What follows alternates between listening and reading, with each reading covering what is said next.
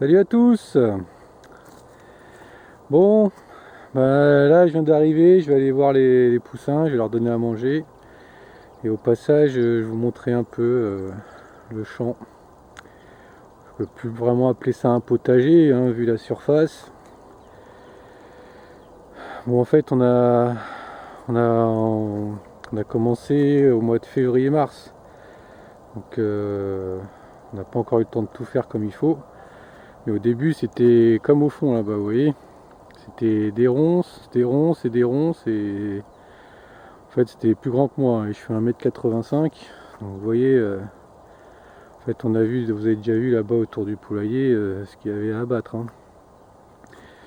Donc c'est rempli de chiens-dents ici, je sais pas si vous voyez les gros tas là, il y en a un gros là-bas, il y en a un autre gros là, et tout ça c'est du chien-dent. Voilà, on s'amuse à prendre du chien-dent. Donc vu que c'est la première année, il y a beaucoup de choses qui ont repoussé, hein, des ronces qui ont pu repousser, il y a de l'herbe qui a repoussé. Mais là on en est au deuxième, c'est la deuxième fois que je travaille la terre. Et ça va aller mieux cette année je pense. Et au printemps je recommencerai un coup. Et puis voilà. Donc là vous voyez par exemple j'ai des fèves, là-bas j'ai des choux, là j'ai des salades. Là ici on a le fameux râteau-pied qui commence à creuser, qui m'a bouffé toutes mes carottes. Donc il va falloir que je m'en charge ça rapidement. Là il me reste encore des pommes de terre, là-bas j'ai de l'ail. Alors ici il me reste des pommes de terre encore. Là c'est des petits pois, des salades, des oignons au fond. J'ai mis des navets aussi. Là c'est les asperges, les fraisiers. Et toutes les lignes au milieu là que vous voyez, c'est des pommiers. Je sais pas si vous les voyez. Il y en a 36. J'ai mis 36 variétés différentes. Là des pommiers, plus loin là-bas c'est des poiriers. Donc je vous montrerai tout ça, je ferai le tour et puis voilà. Donc je voulais vous présenter ça rapidement et puis là je vais donner aux poules et je vous reprends pour parler de l'autonomie alimentaire. A tout de suite. Me revoilà. Bon c'est la fête ce matin.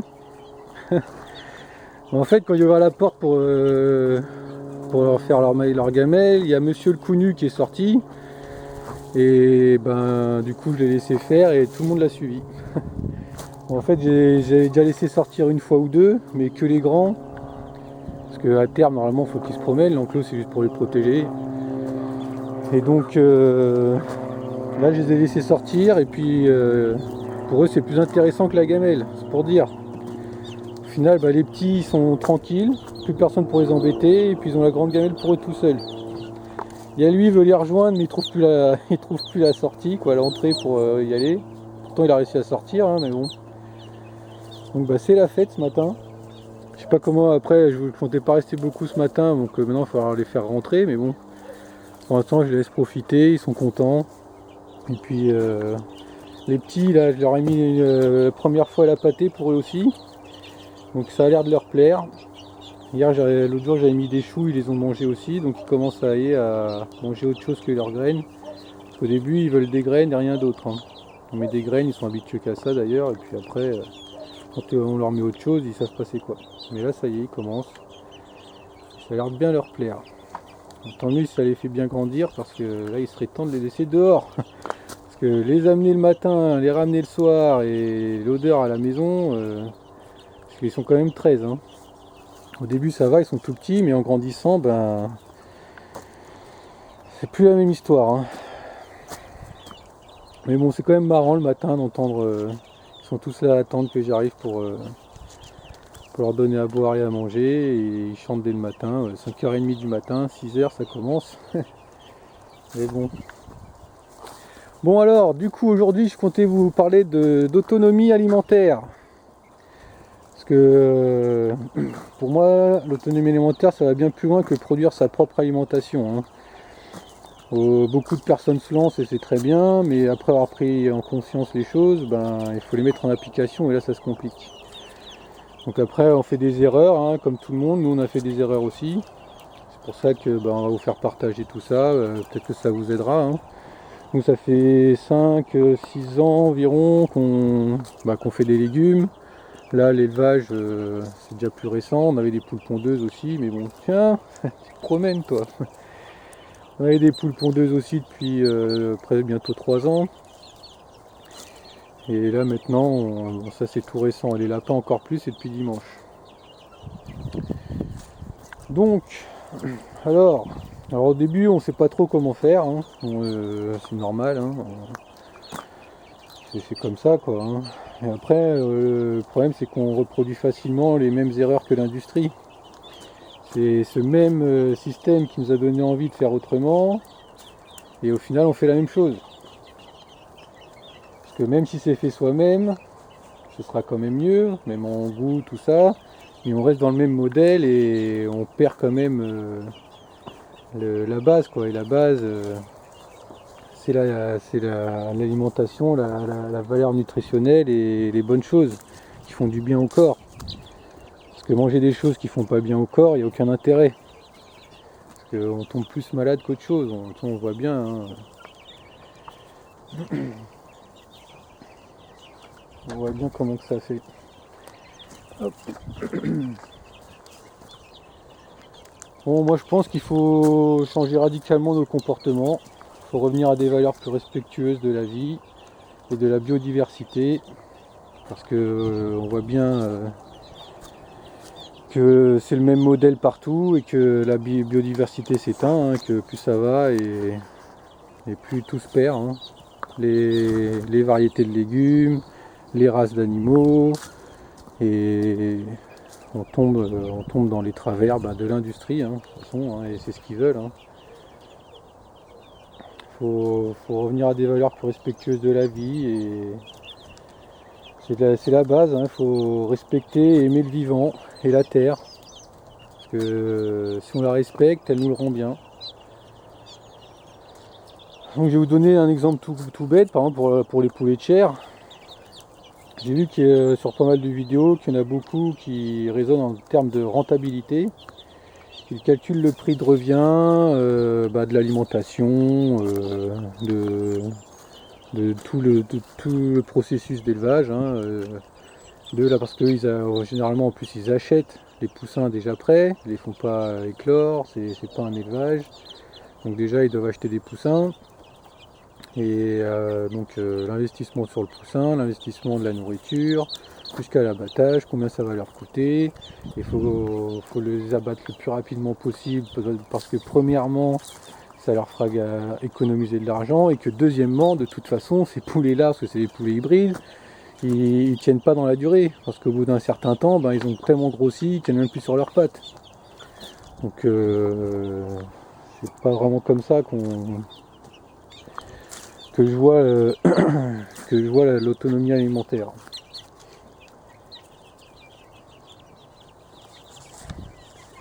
Le but, c'est de ne pas se ruiner, ça c'est sûr. On se lance pas là-dedans pour se ruiner. Ce qu'on veut, c'est quand même être autonome, manger des bonnes choses, et sans que ça nous revienne trop cher. Mais prendre le temps d'élever correctement un animal, pour moi, ça ne nous reviendra pas beaucoup plus cher, hein.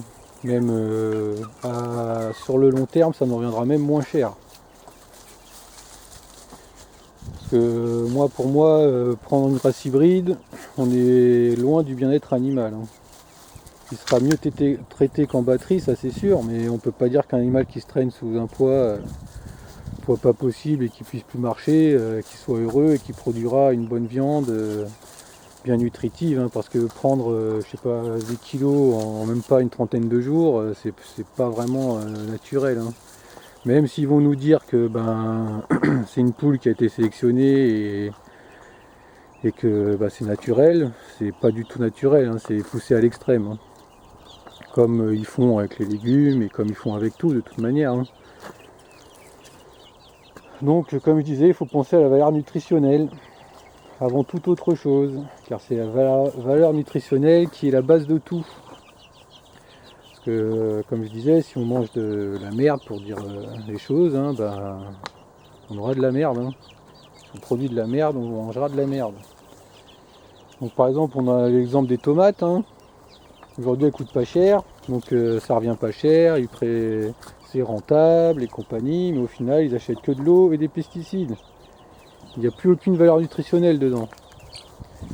Donc nous par exemple ça fait, ouais, ça fait bien 5 ans qu'on n'a plus acheté une seule tomate.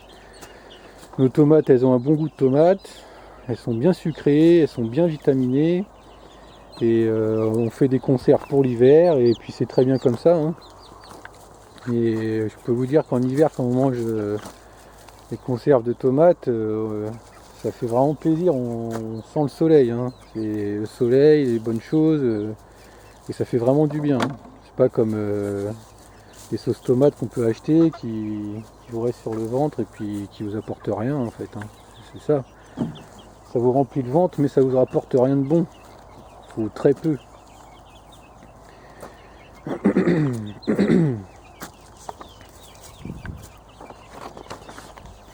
Ils sont heureux, hein. Bon en fait ouais, mais si tu renverses l'essence ça va pas aller, hein. Hop, hop. Ça va pas être bon pour vous ça, hein. On va mettre ça là. Puis, ils sont heureux, hein. Moi je dis qu'il faut penser à l'autonomie autrement. Parce que si on reproduit les mêmes erreurs que le système, hein, bah, on va pas aller loin, hein. Bah, moi par exemple l'erreur que j'ai faite c'est avec mes poules pondeuses. J'ai pris des poules des races hybrides. Donc des poules qu'on peut acheter dans les jardineries ou dans les animaleries. C'est des poules pondeuses qu'on trouve un peu partout. Donc c'est des poules qui sont sélectionnées, comme les poulets de chair, qui sont faites pour pondre, pondre et pondre et pondre. Donc pondre rapidement et énormément. Donc au début on est content, on a des œufs, mais là maintenant on a déchanté, hein. Parce qu'au début on avait pris que 5 poules, on avait 2-3 œufs par jour environ. Et pour nous finalement ça ne nous suffisait pas, donc l'année d'après on en a repris 5. Donc on avait 10. Me revoilà, ça a coupé. Je parle trop. Donc je disais qu'on a pris des poules, donc la deuxième année on en a repris 5, parce qu'on n'avait pas assez d'œufs. Et donc en moyenne après on avait entre, ouais, on va dire de 6 à 8 œufs par jour. Et là ça nous allait bien, on avait même un peu de trop, mais bon ça nous faisait plaisir, on en donnait autour de nous. Donc ça a duré un an. Parce que la première année on n'avait pas énormément, l'année dernière on en a racheté 5. Et ça a duré jusqu'au mois d'août. Là cette année ça a commencé à baisser. Et puis là ce jour on est revenu à 2-3 œufs par jour. Donc comme avant de racheter les 5 autres. Donc ça veut dire que les 5 premières, qui ont maintenant 2 ans et demi, bientôt 3, elles pondent plus. Et on se rend bien compte parce qu'il y en a une qui pond des œufs blancs, et elle pondait quasiment tous les jours. Et là depuis le mois d'août, elle nous a pas pondu un seul œuf. Donc je sais pas si vous vous rendez compte, mais au final, on est bon pour tout rechanger, quoi, retrouver des autres poules et recommencer. Et c'est bien là le piège, parce qu'au final on va s'en débarrasser et on en rachèterait encore les mêmes races, et au bout de 2 ans il faudrait encore les changer. J'avais bien vu que au bout de 2 ans la production baissait, ça je le savais bien, mais il disait qu'en gros ça durait encore un peu de temps et que j'avais bien au moins 4-5 ans devant moi avant de changer, mais pas du tout. Et c'est bien là le problème. Parce que quand on prend une race ancienne, une poule qui n'est pas sélectionnée, donc qui est bonne pondeuse quand même, comme les coucous de reine par exemple, et ça pondra peut-être moins régulièrement, peut-être moins d'œufs, mais ça durera plus longtemps. Donc c'est pas au bout de 2 ans que j'aurai plus d'œufs. Donc vaut mieux en avoir un petit peu moins plus longtemps que beaucoup plus moins longtemps. Parce que moi finalement j'en donnais beaucoup, là j'en donnerai moins. Et au moins j'en aurai plus longtemps et ça me permet de faire un roulement, de me laisser le temps de faire un roulement. Et en plus d'avoir des meilleures choses au final. Parce que tout ce qui prend du temps est meilleur. Pas nouveau. Donc en gros, si on choisit des races hybrides, c'est comme si on prenait des légumes hybrides. Ils sont déjà, premièrement, parce qu'ils sont ni reproductibles, ni durables. c'est ce que je viens de dire. Donc en plus si on veut reproduire des légumes, bon, hybrides, ça nous donne autre chose, ou soit autre chose, soit quelque chose de moins bon, ou de moins performant, ou de... C'est mort quoi en fait, c'est des lignées qui sont épuisées au maximum, et au final après ça donne plus rien. Et pour les poules c'est pareil, c'est exactement la même chose. On rencontre des problèmes, hein. Et après comme je disais tout à l'heure, on est obligé d'en racheter, et au final on pensait faire des économies, mais au final vu qu'on est toujours en train de racheter, on nourrit toujours les mêmes, les industriels, eux ils sont contents, et puis finalement ça ne revient plus cher. Un animal et un légume qui prend pas le temps de vivre et de bien grandir, ça ne nous le rendra pas non plus, hein, ni en goût, ni en valeur nutritionnelle, je le dis encore, mais c'est la base, hein, comme je disais, c'est la base. Faut laisser le temps. Comme là, oui, je leur laisse le temps, elles profitent. Elles en ont oublié leur gamelle, hein, c'est vraiment... Bon en fait ce que je dis c'est si on respecte la terre et le vivant, ils nous le rendent au centuple, hein. La nature elle est bien faite et elle est bonne, hein. Il faut la respecter, la protéger, il faut la préserver la biodiversité, autant animale que végétale. Eux les industriels ils veulent qu'on achète tous la même chose, standardiser le vivant et qu'on leur achète toujours les mêmes choses.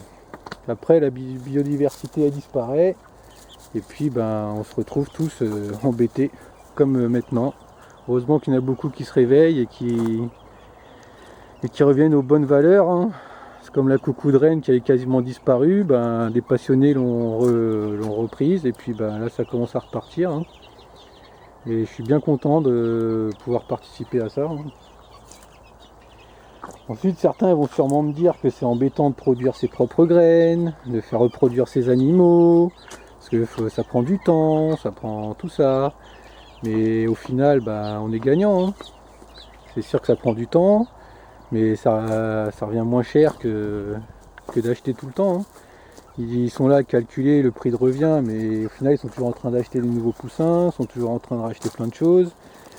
Et au final, voilà quoi. Donc ils gagnent rien du tout. Après, vous pouvez connaître quelqu'un qui le fait, ça c'est toujours possible. Quand quelqu'un qui élève soi-même ses poules, qui fait ses propres graines, vous pouvez faire du troc, vous pouvez aussi en acheter par exemple, mais déjà je pense que ça vous vendra moins cher, mais au moins vous achèterez quelque chose de bon. Ce sera pas et en plus on participera pas au système, à ce si bon système qui est si bon pour nous. Donc voilà. Pour moi, c'est ça l'autonomie alimentaire, hein, c'est de produire de façon éthique et raisonnée, pour mieux vivre en retour, entrer dans un cercle vertueux. Voilà, ça se résume à ça en fait. Parce que, par exemple, nous on voit bien la différence, hein. Avant, nous déjà on était à fond dans le boulot, hein. On travaillait tout le temps, tout le temps, tout le temps, tout le temps. On courait après l'argent tout le temps, comme beaucoup, hein. Et puis on mangeait mal, comme tout ce qu'ils nous proposent au magasin. On était tout le temps malade, on prenait toujours des médicaments. Alors que depuis qu'on est revenu au naturel, qu'on mange nos propres choses, et des bonnes choses avec des valeurs nutritionnelles, et on n'est plus malade, ou quasiment plus. Même les petits rhumes qu'on avait à répétition, il n'y a presque plus rien. On prend plus de médicaments, et plus on avance et mieux c'est. Donc ça prouve bien que ça marche et que tout ce qu'on les industriels nous racontent c'est des conneries. Eh oui. Donc voilà, hein, voilà, je vous ai partagé mes erreurs sur les pondeuses, hein. Enfin, on fait tous des erreurs, hein, et puis l'important c'est d'en tirer les leçons. Et puis voilà. Donc ensuite je vais vous expliquer pourquoi j'ai pris les coucous de reine. Pour cette raison là, mais je veux dire je vous expliquerai pourquoi les coucous de reine. Donc ben c'est la fin de cette vidéo et puis ben à plus tard. Moi je vais essayer d'aller de faire rentrer tout ce beau monde qui est si content d'être dehors, mais bon je peux pas les laisser dehors. Au début je voulais les laisser dehors mais et revenir en fin de journée, mais j'ai croisé des visons, des bus qui traînent dans le coin, donc c'est pas idéal. Hein. Pourtant, ils sont si contents, mais bon, faut que je leur fasse un enclos, mais même avec un enclos, ça va être compliqué. Donc il faut que j'étudie la question. Donc pour les lapins, hier je leur ai fait leur toiture, donc j'ai fait un peu plus haut exprès pour pouvoir ranger des choses en dessous.